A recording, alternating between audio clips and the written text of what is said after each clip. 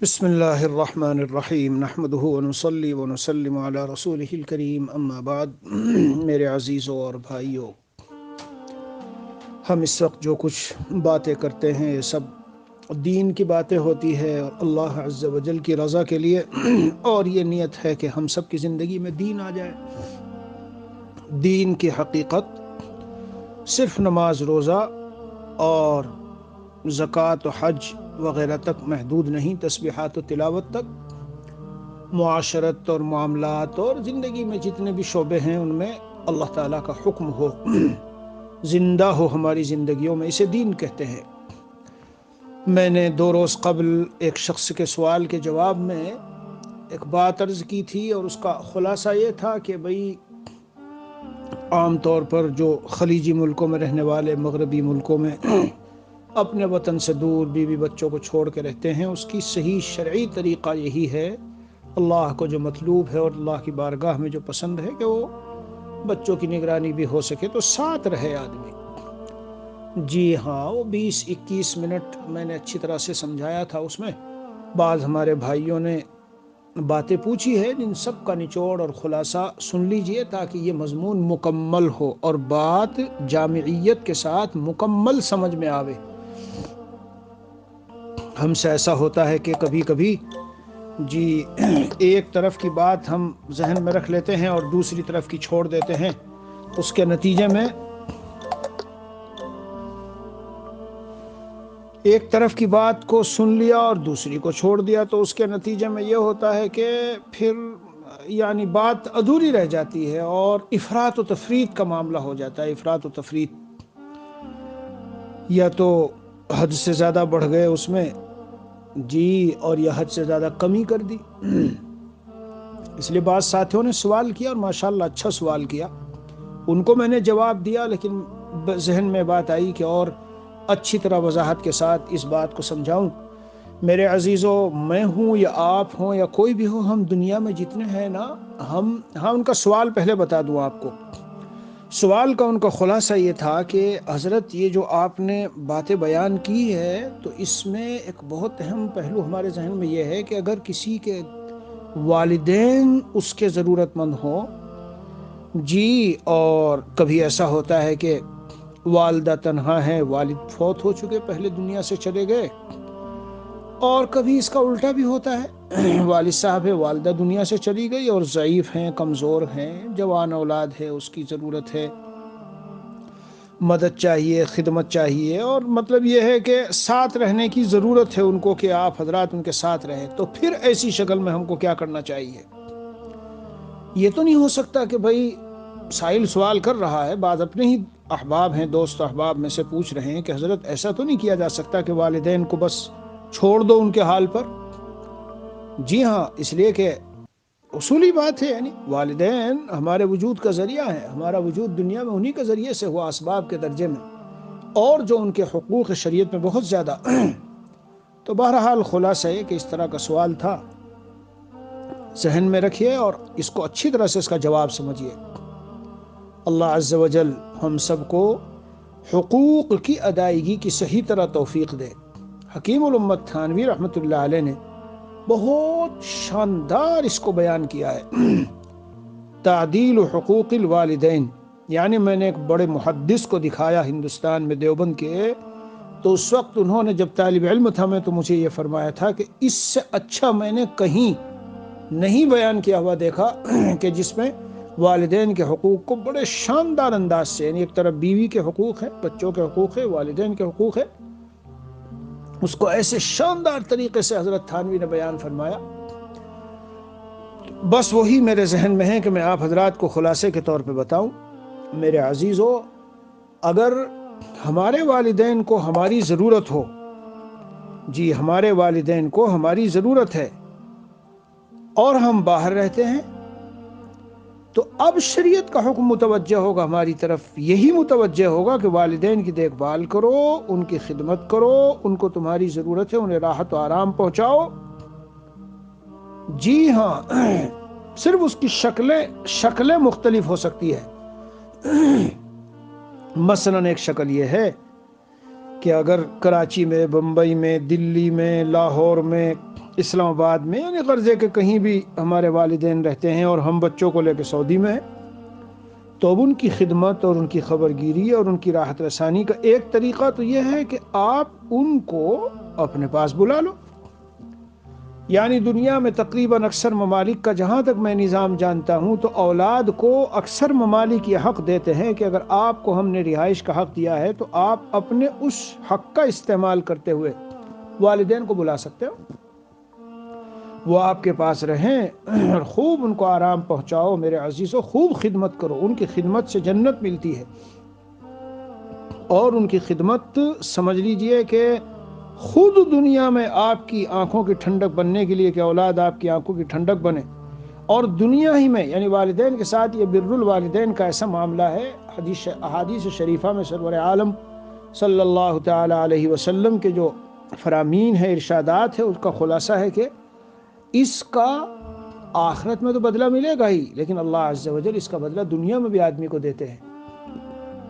اس لیے حاشا و کلا، ہرگز وہ جو میں نے جواب دیا اس کا حاصل یہ اور خلاصہ یہ نہیں ہے کہ آدمی بیوی بچوں میں اپنا عیش کرے اور مگن ہو جائے اور محو ہو جائے اور بس کوئی خیر خبر نہ رہے کہ میری والدہ کا کیا حال ہے، میرے والد کا کیا حال ہے۔ اور بھی اقرباء اعزاء ہیں، والدین کے تعلق سے میری خالہ ہے، میرے ماموں ہیں، میرے فلاں ہیں، سب کا خیال رکھنا ہے، لیکن بہرحال والدین تو ایسے ہیں کہ انہوں نے تو ہمیں اور آپ کو پالا ہے اس نیت سے کہ جب ضعیف اور کمزور ہو جائے تو کام آئیں گے۔ اللہ عز و جل کے لیے اولاد نہیں، اس کے دلائل میں ایک دلیل یہ بھی ہے، کیوں اللہ عز و جل کو کسی کی خدمت کی ضرورت نہیں، اللہ عز و جل ان سب چیزوں سے پاک ہے، نہ وہاں تھکاوٹ ہے، نہ وہاں ضعف ہے، نہ وہاں حاجت ہے، نہ وہاں احتیاج ہے، لیکن انسانوں میں ہے۔ تو جب وہ اس عمر کو پہنچے اور ضرورت ہو خدمت کی تو بہرحال شکلیں سمجھ لیجئے، میں آپ کو شکلیں بتاتا ہوں، اللہ تعالی ہمیں عمل کی توفیق دے۔ ایک شکل تو یہ ہے کہ جہاں بھی آپ ساؤتھ افریقہ میں ہو، کہیں بھی ہو، مثلا میں خود یہاں رہتا ہوں، مجھے خود اس مسئلے سے واسطہ پڑا، لیکن مجھے بعد میں بہرحال یہی ہوا کہ والد صاحب الحمدللہ اتنے حاجت مند نہیں ہے، اتنی احتیاج نہیں ہے، اور وہ اسی بات پر خوش ہے کہ بھئی تم بچوں کے ساتھ رہو، ان کی دیکھ بھال کرو، ان کی تعلیم و تربیت، ہم تم سے اسی میں خوش ہوں گے کہ بچے اچھی طرح پروان چڑھیں، ضائع نہ ہو، برباد نہ ہو، اور تمہاری نگرانی سے محروم نہ ہو۔ جی ہاں، تو اگر والدین اسی پہ خوش ہے الحمدللہ، لیکن اگر ضرورت ہو تو دل میں جذبہ رکھنا چاہیے کہ ان کو چھوڑنا نہیں ہے۔ سوال ہی پیدا نہیں ہوتا کہ کوئی مذہب، کوئی شریعت یہ تعلیم دے، اور بالخصوص مذہب اسلام جیسا مذہب یہ تعلیم دے کہ تم بیوی بچوں میں مگن ہو کہ ان کو چھوڑ دو، نہیں۔ جی ہاں، تو اگر ایسی کوئی نوعیت ہو تو اس کو ان کو اپنے ہاں بلاؤ، شکل نمبر 1۔ شکل نمبر 2، آپ کے دوسرے بھائی ہیں، بہنیں ہیں، رشتہ دار ہیں، اور ماشاءاللہ وہاں پورا ایک خاندان ہے، اس میں والدین رہتے ہیں، جی، تو جسمانی خدمت وہ کر رہے ہیں، راحت رسانی وہ کر رہے ہیں، اور دیکھ بھال وہ کر رہے ہیں، تو آپ ان کی بھی اور جو ان کی دیکھ بھال کرنے والے ہیں ان کی بھی دور رہتے ہوئے پیسوں کے ذریعے سے مدد کرو۔ ان سے کہہ دو کہ بھائی والد صاحب پر، والدہ پر وغیرہ جو بھی کچھ خرچ ہوتے ہیں، اور یہ تمہارے لیے بھی ہے اور ان کے لیے بھی ہے، اور ان کو خوب خوشحال رکھو اور خوب آرام کے ساتھ رکھو ان کو۔ تم یہاں رہتے ہو تو ہم وہاں رہتے ہیں، کمائی ہماری کچھ زیادہ ہے، تو انشاءاللہ ہم اتنا بھیجتے رہیں گے کہ تمہارا تو کام صرف یہ ہے کہ لا دو چیزیں اور انتظام کر دو، اور ایک خادم اور ایک ایسا کوئی دیکھ بھال رکھنے والا، کوئی ایسا جی ملازم پیشہ آدمی، اس کو 2-4 ہزار ہم دیں گے، 5 ہزار دیں گے، پیسہ کہیں کے لیے؟ اسی کے لیے ہے۔ تو یہ بہت بڑی عبادت ہے، یعنی بہرحال میں خلاصہ سمجھا رہا ہوں، اس لیے ان کے لیے وہاں بندوبست کریں۔ پہلی شکل میں نے کیا بتائی کہ کوشش کرو کہ اپنے ساتھ لے آؤ اور وہاں رکھو، پھر وہ 4-6 مہینے رہیں، کہیں اب میں گھر جانا چاہتا ہوں، ان کو گھر بھیج دو، اس کے بعد 2-4 مہینے کے بعد آپ چلے جاؤ۔ ایک تسلسل رکھیے ان کی خدمت کا، راحت رسانی کا، اور پورا ایک نظم و انتظام رکھیے۔ شکل نمبر 2 میں نے بتائی کہ اگر خاندان ہے پورا ماشاءاللہ، دوسرے بھائی بھی ہیں، بہنیں بھی ہیں، سب ہیں اور دیکھ بھال والے ہیں، تو کم از کم آپ اتنا کرو کہ وہاں سے رہتے ہوئے ان کے لیے ایسے انتظامات کا جو خرچ آپ بھیج سکتے ہیں، اس لحاظ سے کہ آپ مثلا زیادہ کما رہے تو وہ بھیجو۔ دوسری شکل یہ ہے اور سن لیجئے اچھی طرح سے میرے اس میسج سے، اور جو جواب ہے دھوکے میں نہ آئیے اور غلط فہمی میں مبتلا نہ ہو۔ پوری شریعت کا نچوڑ اور لب لباب بتاتا ہوں کہ اگر والدین کو پھر بھی آپ کی ضرورت رہے اور وہاں کوئی انتظام کرنے والا نہ ہو، دیکھ بھال کرنے والا نہ ہو، تو میرے عزیزو، اگر ہمیں جنت چاہیے اور واقعی اللہ کی رضامندی چاہیے تو تمہارے والدین کی رضا میں اللہ کی رضا ہے۔ یہ حدیث شریف ہے، رضا الرب فی رضا الوالد و سخط الرب فی سخط الوالد، اور والد کے حکم میں والدہ بھی ہے، صرف والد مراد نہیں، وہاں والدہ بھی مراد ہے۔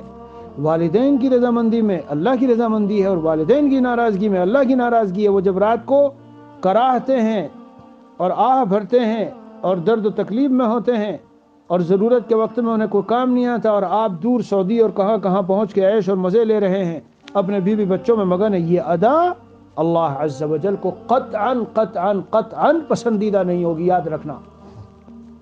جی ہاں، بالکل میں صفائی سے بتا رہا ہوں یہ بات، اور پوری شریعت اور احادیث کا جتنا نچوڑ اور احادیث میرے سامنے ہے لب لباب، میں نے رمضان میں ایک دن بیان کیا تھا والدین کے حقوق پر، اس کو پڑھ لیجئے، دیکھ لیجئے، سن لیجئے اس کو۔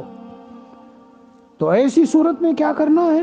گھر میں مشورہ کرو اور بیوی سے بتاؤ، دیکھو والدین کا سایہ ہم پہ کب تک ہے ہم نہیں جانتے، لیکن جب تک والدین کا سایہ ہے لات مارو اور ایک طرف پھینکو ان سب بڑی بڑی نوکریوں کو اور جاب کو، اللہ ہمیں وہیں خوشحال رکھیں گے، وہیں ہماری آنکھوں کی ٹھنڈک کا سامان بنا دیں گے۔ ہم چھوڑ کے یہاں سے اپنے دلی، بمبئی، کراچی، لاہور چلتے ہیں اور وہیں رہیں گے، اور جب تک والدین کا سایہ ہے ہاتھ پیر ماریں گے، چلائیں گے، اور جتنا کمائیں گے اس میں خود بھی کھائیں گے، والدین کو بھی کھلائیں گے اور بچوں کو پڑھائیں گے۔ ہمیں نہیں چاہیے جاب۔ میرے عزیزو، اللہ عز و جل کے وعدوں کو ایسے نہ سمجھنا ہلکا پھلکا۔ حق سبحانہ و تعالی غیب سے ایسے اسباب بنا دیتے ہیں، ایسے انتظام فرما دیتے ہیں اپنے اس بندے کے لیے جو اللہ کے لیے بہت سی قربانیاں دیتا ہے۔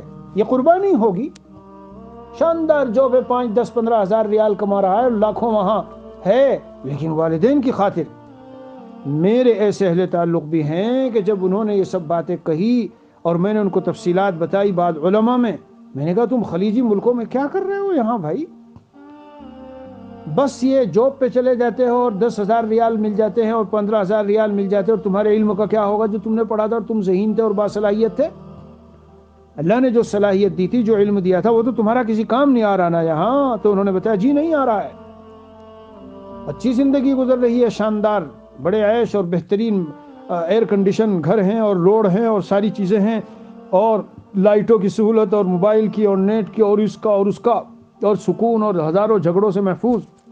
لیکن میں نے ان سے جب کہا اور ان کو سمجھایا تو الحمدللہ ایسا بستر گول کیا اور باندھا کہ میں ادھر سے ادھر نہیں لوٹا اپنے وطن ساؤتھ افریقہ۔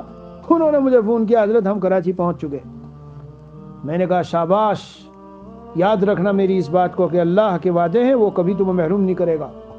اسباب کہاں سے بنے؟ عقل مت چلاؤ، عقل مت چلاؤ اس میں۔ قرآن حدیث میں بہت ساری جگہ میں یہ جملے استعمال ہوئے ہیں، اور ان جملوں پر میں نے دبئی میں باقاعدہ ایک مرتبہ بیان کیا۔ کیا؟ من حیث لا یحتسب، من حیث لا یحتسب، من حیث لا یحتسب، بہت جگہ میں بیان ہوا ہے۔ ملزم الاستغفار ایک جگہ ہے کہ جو استغفار کو لازم پکڑ لے۔ آج کل بہت لوگ پوچھتے ہیں، پریشانی میں ہوں، میں کہتا ہوں 2 فرائض و واجبات کے ادا کرنے اور گناہوں سے بچنے کے بعد تم چلتے پھرتے اٹھتے بیٹھتے 2 چیزیں کر لو، پھر بتانا 10-20 دن کے بعد کیا ہوا۔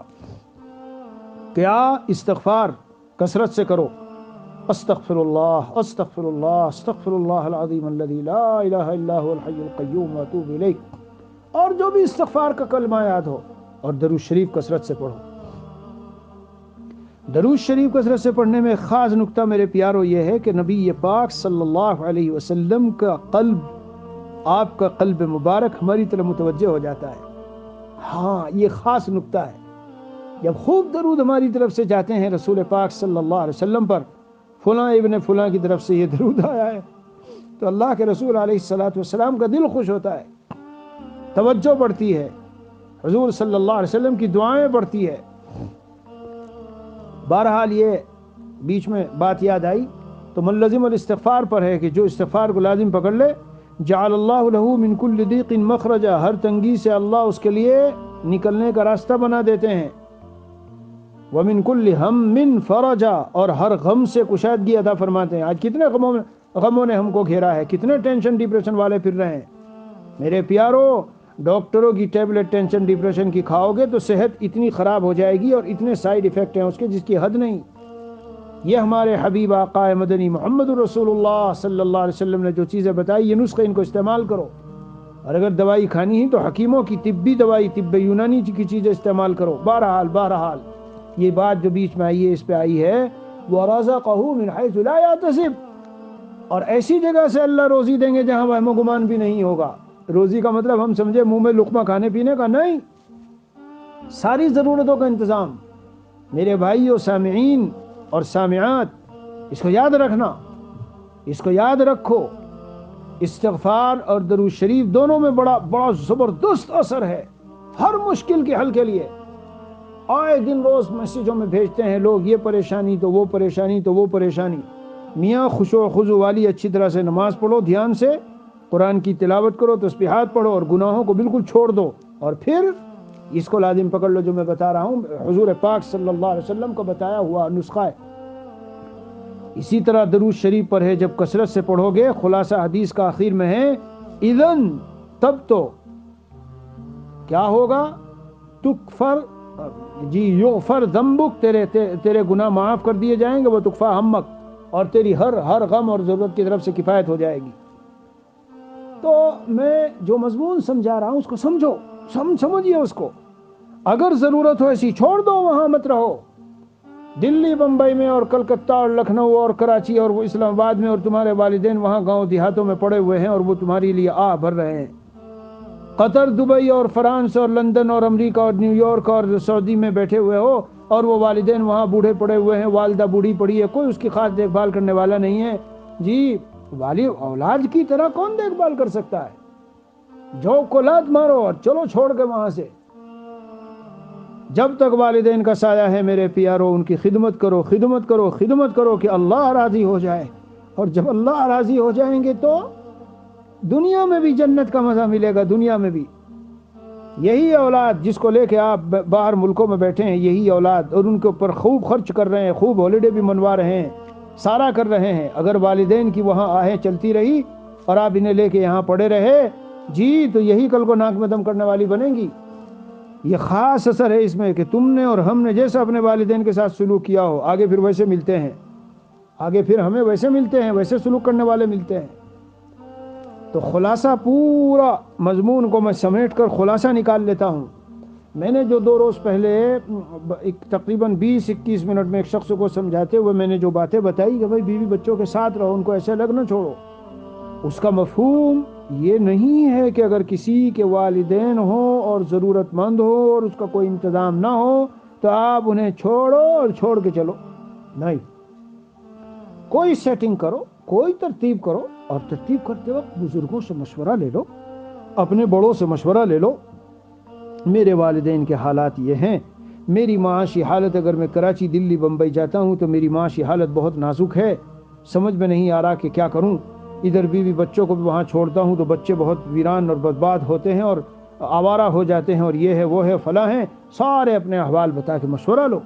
اللہ کے نیک بندے جو مخلص ہوتے ہیں، جب وہ کسی کو مشورہ دیتے ہیں میرے عزیزو، ان کے مشورے میں تائید الہی شامل ہوتی ہے۔ ہاں، الہام ربانی، اللہ تعالیٰ کی طرف سے الہامات قلب میں القاء، مضامین اور باتوں کا القاء، یہ ان کو عطا ہوتا ہے، اور اسی روشنی سے پھر وہ جواب دیتے ہیں۔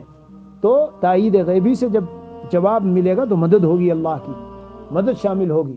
ہر آدمی کے لیے یکساں جواب نہیں ہوتا، احوال کے اعتبار سے بات مختلف ہو جاتی ہے۔ وہی پرسوں کا جو مضمون ہے، اگر کوئی مجھے یہ سب تفصیل بتاوے کہ میرے والدین وہاں ہیں اور یوں ہیں اور ضعیف ہے، کمزور ہے، اور کوئی ان کا یہ بھی نہیں ہے اور وہ بھی نہیں، تو میں کہوں گا فوراً چھوڑو 1 منٹ سے پہلے۔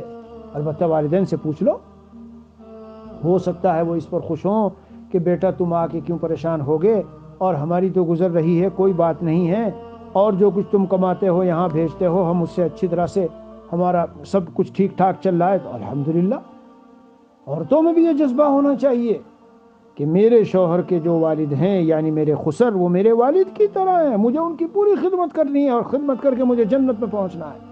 یاد رکھو کہ صرف کثرت نماز اور روزوں سے جنت نہیں ملے گی آدمی کو، میں تو کبھی کبھی حضرت والا رحمۃ اللہ علیہ کے یہاں بیان کرتے ہوئے یہ بات عرض کیا کرتا تھا، جب بیان ختم، اشعار کی تشریح ختم، تو ختم ہونے کے بعد میں کہتا تھا بھائی ایک ضروری بات سنو، اللہ کو پانے کے لیے اور اللہ تعالیٰ کا قرب اور اللہ کی محبت کو لینے کے لیے اور اپنی آخرت میں نجات کے لیے گر کی بات بتاتا ہوں، گر کی بات.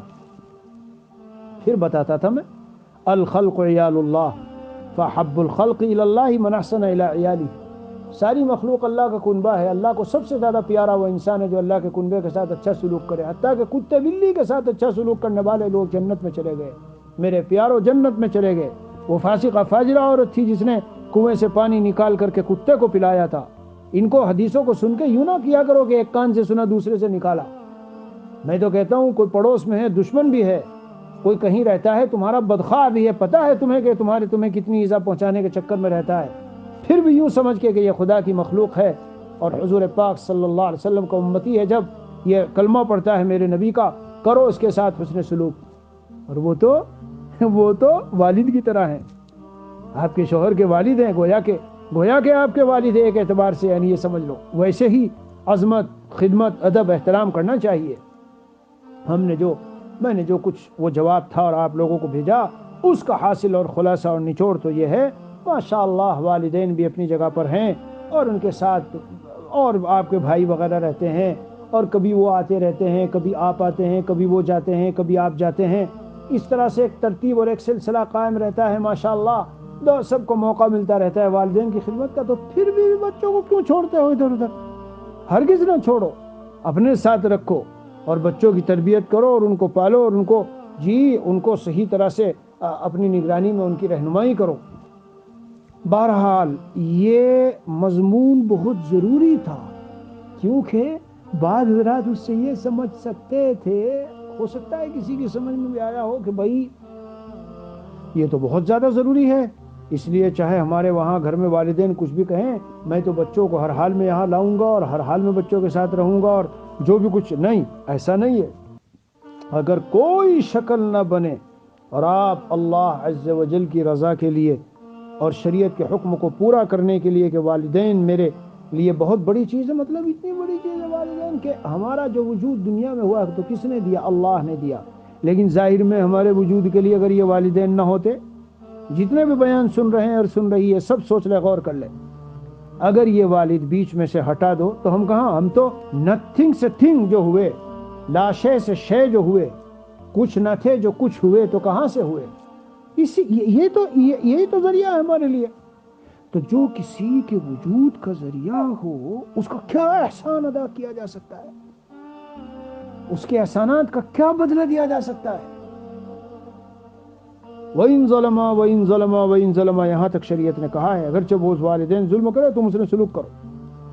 اور قرآن پڑھتے ہیں ہم اور ایمان رکھتے ہیں 30 پاروں کے قرآن پر، جگہ جگہ جگہ، یعنی اللہ عز و جل نے قرآن کریم میں خاص طور پر والدین کا اپنی عبادت کے ساتھ اتنا ذکر کیا ہے میرے عزیزوں کہ کسی چیز کا نہیں کیا اتنا. والدین کے ساتھ احسان، وبالوالدین احسانا وبالوالدین احسانا. اور جب ان کی عمر ڈھل جاتی ہے تو میرے عزیزوں تب تو وہ ہمارے ساتھ محتاج ہے.